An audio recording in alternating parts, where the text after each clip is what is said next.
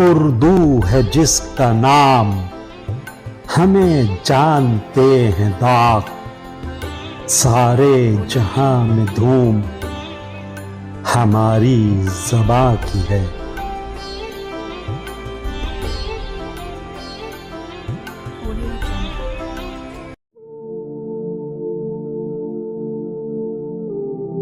کرن کرن اجالا سیریز، محمود فاروقی کے افسانے، مرتب مشہود فاروقی۔ آج کا افسانہ بھانس، تحریر محمود فاروقی، آواز و پیشکش مشہود فاروقی۔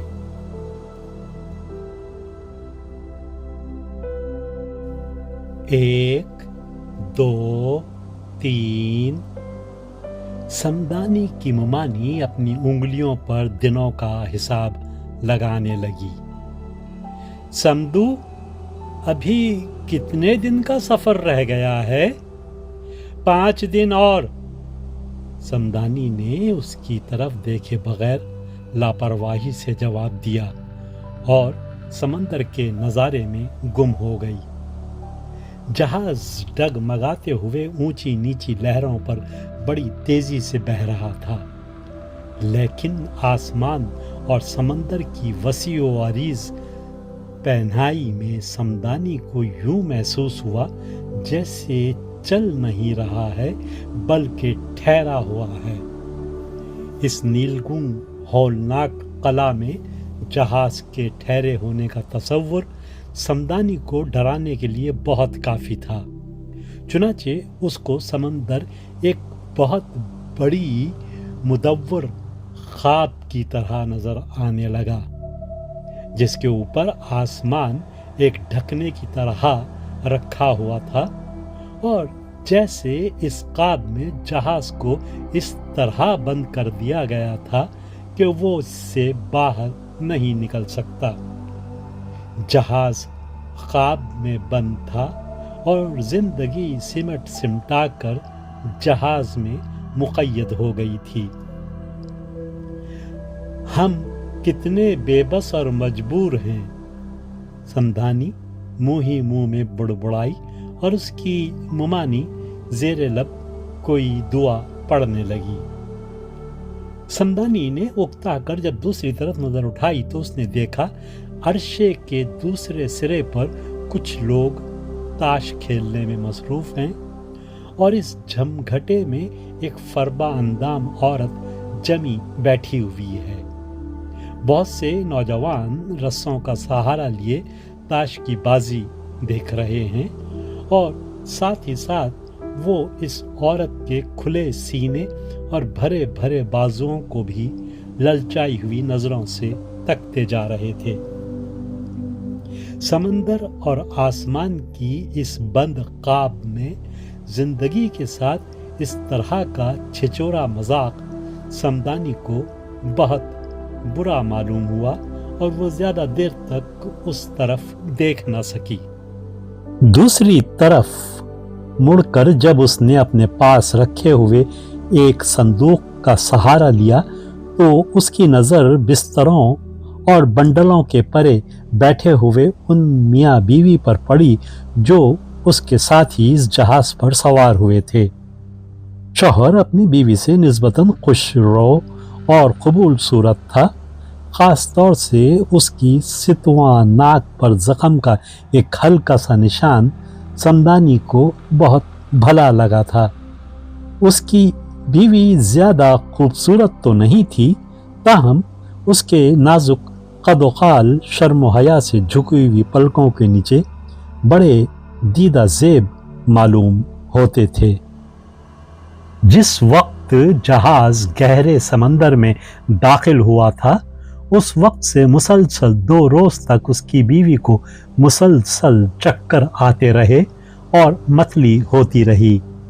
ان 2 دنوں میں اس کے شوہر نے اپنی بیوی کی بڑی خدمت کی تھی، کبھی سنترے چھیل کر اپنی بیوی کو کھلاتا، کبھی اس کے لیے شکنجین تیار کرتا، اس کا بستر صاف کرتا اور اس کو سہارا دے کر نل کے پاس لے جاتا، اور جب وہ اسے نل کے پاس بٹھا کر صابندانی، ٹوتھ پیسٹ اور تولیہ لینے کے لیے سمدانی کے پائیں سے گزرتا تو سمدانی کا دل چاہتا کہ وہ اس کو روک کر 2-4 ہمدردی کے الفاظ کہے، لیکن ایسا وہ کبھی نہ کر سکی۔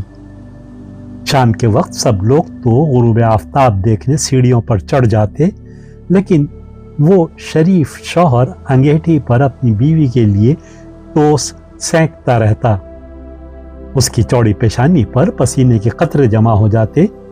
اس وقت سمدانی کو اس پر بڑا ترس آتا اور اس کا جی چاہتا اس کو انگیٹھی پر سے ہٹا کر خود ٹوس سینکنے بیٹھ جائے اور اس کی پیشانی پر سے ان چمکتے ہوئے موتیوں کو چن لے۔ تیسرے دن اس کی بیوی کی طبیعت سنبھل گئی اور اس وقت وہ خود انگیٹھی پر بیٹھی ٹوس سینک رہی تھی اور اس کا شوہر دودھ کا ٹین کھول رہا تھا، اور ساتھ ہی ساتھ وہ دونوں چپکے باتیں بھی کرتے جا رہے تھے اور ایک دوسرے کو کنکھیوں سے دیکھتے بھی جاتے تھے۔ انگیٹھی کی تمازت سے لڑکی کے رخسار تمتما رہے تھے اور پہلے سے کہیں زیادہ جاذب نظر معلوم ہو رہی تھی۔ سمدانی نے یک بارگی تکیے کے نیچے سے آئینہ نکالا اور اپنا چہرہ دیکھنے لگی، اور پھر بڑے اطمینان کے ساتھ آئینے کو ٹرنک پر رکھ دیا اور بے وجہ اپنی ممانی کو مخاطب کر کے بولی، ان لوگوں کا کاروبار اب کیسے چل رہا ہے ممانی؟ بہت اچھا، اس کی ممانی نے اپنے ٹخنے پر مچھلی کا تیل ملتے ہوئے جواب دیا۔ ساجد نے تو گزشتہ مہینے لکھا تھا کہ اب ان کے کارخانے میں ایک نئی مشین لگ گئی ہے، اور سمدانی ساجد کا نام سن کر ممانی کی باقی بات سن نہ سکی اور نظریں پھیر کر دوبارہ اس خوش نصیب جوڑے کو دیکھنے لگی۔ کیا ساجد بھی اتنا ہی شریف اور بھولا بالا نوجوان ہے؟ اس چبھنے والے سوال کا جواب پانے کے لیے اس نے پاس رکھے ہوئے جھولے میں سے ساجد کے افسانوں کا مجموعہ نکال لیا۔ دوسرے ہی صفحے پر ساجد کی تصویر تھی۔ ساجد اس نوجوان کے بالمقابل اسے کچھ برا نہیں معلوم ہوا، لیکن سمدانی اس کی آنکھوں کا انداز دیکھ کر ٹھٹک گئی اور اس نے صندوقچوں اور بستروں پہ ڈھیر پر سے تیزی سے گھوم کر دیکھا۔ دونوں کی آنکھوں میں بڑا فرق تھا۔ ساجد کی آنکھوں میں ویسا ہی لالچی پن ٹپک رہا تھا جیسا تاش کی بازی دیکھنے والے نوجوانوں کی آنکھوں میں وہ دیکھ چکی تھی۔ ان ندیدی آنکھوں کے مقابلے میں اس شریف نوجوان کی آنکھیں کس قدر صاف، شفاف اور معصوم تھیں۔ کہیں ساجد بھی ان جیسا نہ ہو، اس کا شبہ اور قوی ہو گیا جب اس نے سرسری طور پر افسانوں کی فہرست دیکھی۔ ان افسانوں کو وہ بار بار پڑھ چکی تھی اور اسے ان میں بڑی لذت معلوم ہوتی تھی، لیکن آج جب وہ آسمان اور سمندر کے بند قاب میں ایک جہاز پر سفر کر رہی تھی، اس کو یہ افسانے بڑے گھناؤنے معلوم ہوئے۔ ایسی ننگی باتیں ساجد کیوں لکھتا ہے؟ سمدانی بڑی گہری سوچ میں پڑ گئی۔ ان ننگی باتوں کے ہوتے ہوئے وہ اس کی کس طرح قدر و منزلت کر سکتی ہے؟ کیا وہ ایسے ہی محبت کر سکتا ہے جس طرح یہ نوجوان جوڑا ایک دوسرے کے ساتھ باوقار اور قابل احترام محبت کرتا ہے؟ ساجد کے افسانوں کی ابلتی ہوئی پرجوش لذتوں کے مقابلے میں ان دونوں کی رکی تھمی معصوم محبت اس کو بڑی قیمتی اور پائیدار نظر آئی۔ یہ سوچتے سوچتے جب سمدانی نے اپنے آپ کو ساجد کے افسانوں کی ہیروئن کے مقام پر رکھا تو دل ہی دل میں شرم آ گئی۔ اوباش! اس کے لب آہستہ آہستہ ہلے اور اس نے کتاب کو جھنجلا کر اپنے سینے پر سے کھسکا دیا۔ کچھ دیر تک وہ شکوک و شبہات میں پیچ و تاب کھاتی رہی، لیکن آہستہ آہستہ اس کو سکون سا ہو گیا اور وہ ساجد کے حق میں خود ہی دلائل گھڑنے لگی۔ لکھنے کا کیا، وہ خود ایسا نہیں ہوگا، اور اگر وہ ایسا ہوا بھی تو پھر میں اسے راہ پر لے آؤں گی۔ بند خواب میں جہاز آہستہ آہستہ حرکت کرتا رہا اور سمدانی کی ممانی اپنی انگلیوں پر دن گنتی رہی، اور سمدانی اس خوش نصیب جوڑے کو دیکھ کر اپنے مستقبل کا نقشہ بناتی رہی۔ اور پھر ایک دن جیسے بند خواب کا ڈھکنا تھوڑا سا کھل گیا، ممانی کی پوری 5 انگلیوں پر گنتی ختم ہو گئی۔ جب جہاز کنارے پر لگ گیا تو سمدانی نے بڑی پھرتی سے بکھرے ہوئے اسباب کو سمیٹا، اور بنڈلوں کو باندھنے کے بعد وہ اور اس کا چھوٹا بھائی اور اس کی ممانی ساجد کے گھر والوں کا انتظار کرنے لگے۔ اس دوران میں وہ دونوں میاں بیوی اپنا اسباب اٹھا کر عرشے سے اتر چکے تھے۔ قلیوں کی دوڑ دھوپ اور اپنی مصروفیت میں وہ ان کو آخری بار دیکھ نہ سکی تھی۔ کچھ ہی دیر گزری تھی، وہ نوجوان تنہا اوپر آیا اور ادھر ادھر کچھ تلاش کرتے ہوئے اس نے سمدانی سے پوچھا، یہاں ایک لفافہ گر گیا ہے، کیا آپ نے دیکھا ہے؟ کیسا لفافہ؟ سمدانی نے اس کے چہرے پر نظریں گاڑتے ہوئے پوچھا۔ اس کی جھکی ہوئی حیادار پلکوں کے نیچے ستواں ناک پر زخم کا ہلکا سا نشان سمدانی کو اتنا دل فریب معلوم ہوا کہ اس کا جی چاہا کہ کسی طرح وہ اپنی انگلی سے اس نشان کو چھو لے۔ نیلے رنگ کا، نوجوان نے ہولے سے جواب دیا۔ آپ ہی کا تھا وہ؟ سمدانی نے بات کو خواہ طول دینے کے لیے پوچھا۔ ہاں، ضروری کاغذات تھے اس میں، کیا آپ نے دیکھا ہے؟ یہ کہتے ہوئے جب اس نے سمدانی کی طرف دیکھا تو جھیپ سا گیا، کیونکہ سمدانی اسے بڑی گہری نظروں سے دیکھ رہی تھی۔ نہیں، سمدانی نے چونک کر جواب دیا۔ وہ چپ چاپ وہاں سے لوٹ گیا۔ جب وہ چکردار زینے سے اتر رہا تھا تو سمدانی نے بالوں کی ایک لٹ کو جو اس کے چہرے پر آ گئی تھی اس طرح درست کیا جیسے وہ اس کو سلام کر رہی ہو۔ اس کی اس حرکت کو دیکھ کر اس نے سمدانی پر ایک ملامت آمیز نگاہ ڈالی اور جہاز کے نچلے حصے میں غائب ہو گیا، اور وہ نگاہ سمدانی کے دل میں پھانس کی طرح چبھ گئی۔ سمدانی کو ساجد کے گھر والوں کے پاس ٹھہرے ہوئے 4-5 دن ہو گئے۔ اس دوران میں اسے اس بات کا اچھی طرح اندازہ ہو گیا کہ ساجد اپنے افسانوں سے کچھ بھی مختلف نہیں، اور سب سے بڑی الجھن یہ تھی کہ خلاف توقع ساجد کے گھر والے سمدانی کے ساتھ اس کا رشتہ جوڑنے میں ٹال مٹول سے کام لے رہے تھے۔ سمدانی کی ممانی بڑے صبر سے اس سلسلے میں کوشش کر رہی تھی، لیکن جب یہ بات اچھی طرح معلوم ہو گئی کہ ساجد ایک بڑے گھرانے سے گرہ باندھنے کی فکر میں ہے تو پھر وہ ضبط نہ کر سکی اور پھوٹ پھوٹ کر رونے لگی۔ समदानी चुपचाप बैठी मुमानी को रोते हुए देखती रही और बेख्याली में अपने छोटे भाई का सर सहलाती रही। सारा मंजर उसे बिल्कुल बेमानी सा नजर आ रहा था, जैसे कुछ हुआ ही ना हो।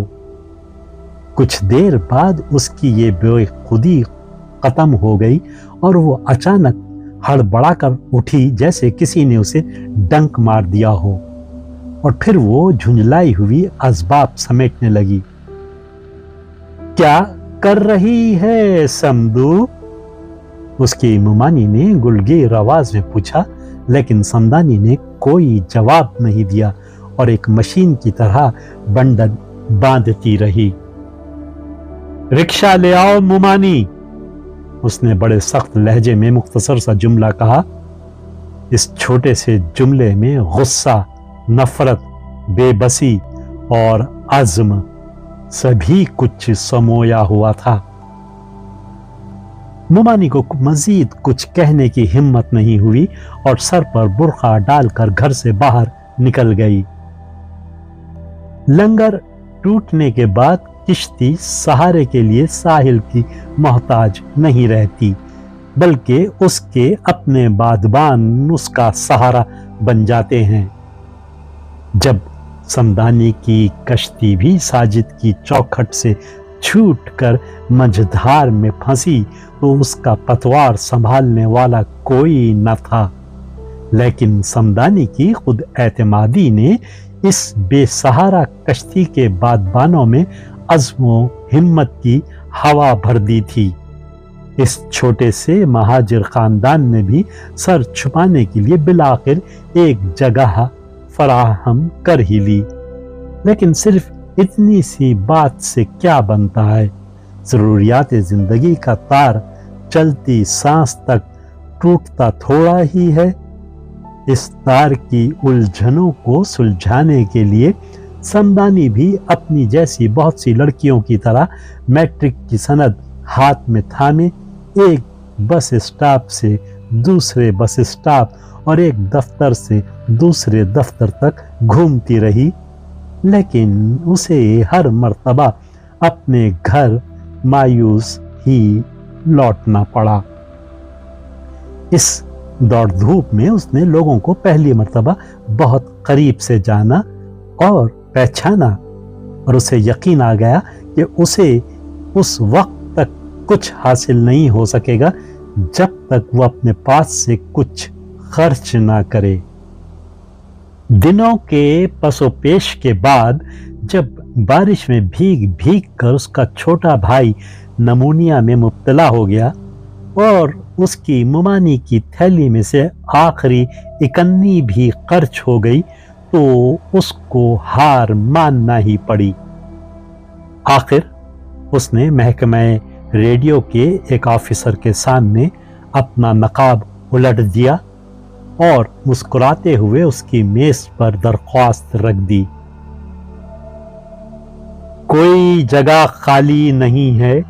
ऑफिसर ने उसे तीखी नजर से देखा और हाथ से कुर्सी पर बैठने का इशारा किया।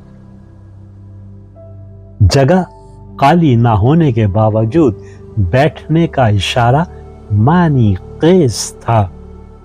समदानी अपनी पिछली दौड़ धूप में इस किस्म के इशारों से अच्छी तरह आगाह हो चुकी थी, इसलिए वो इस तरह कुर्सी पर बैठ गई जैसे वो अपनी मुलाजिमत की सीट पर बैठ रही हो।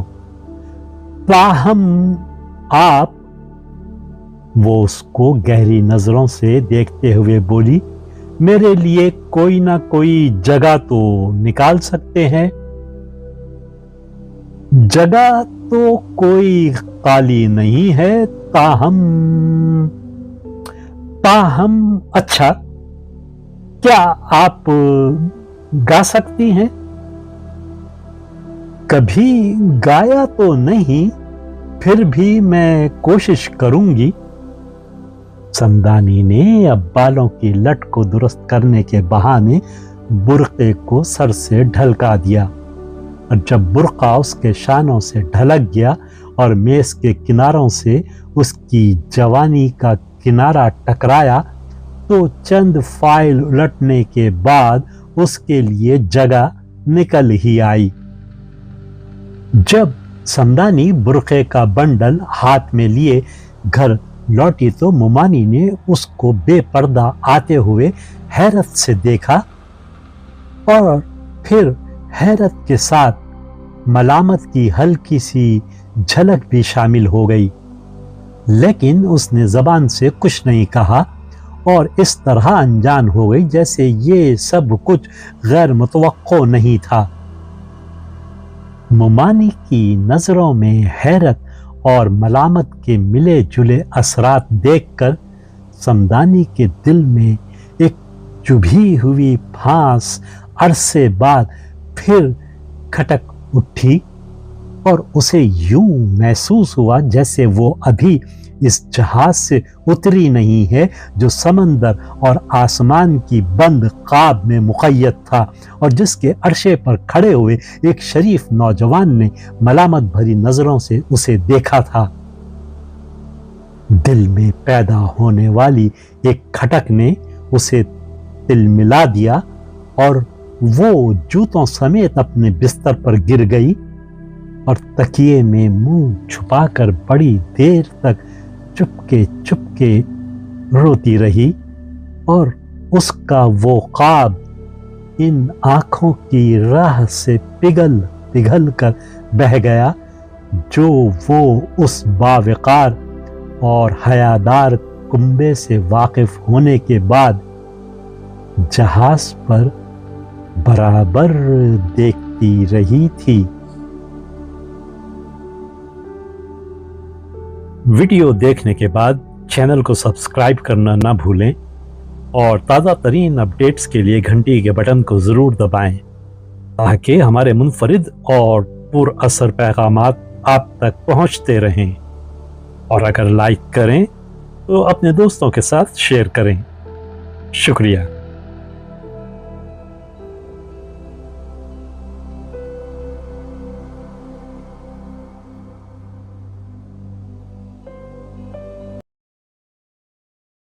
किरण किरण उजाला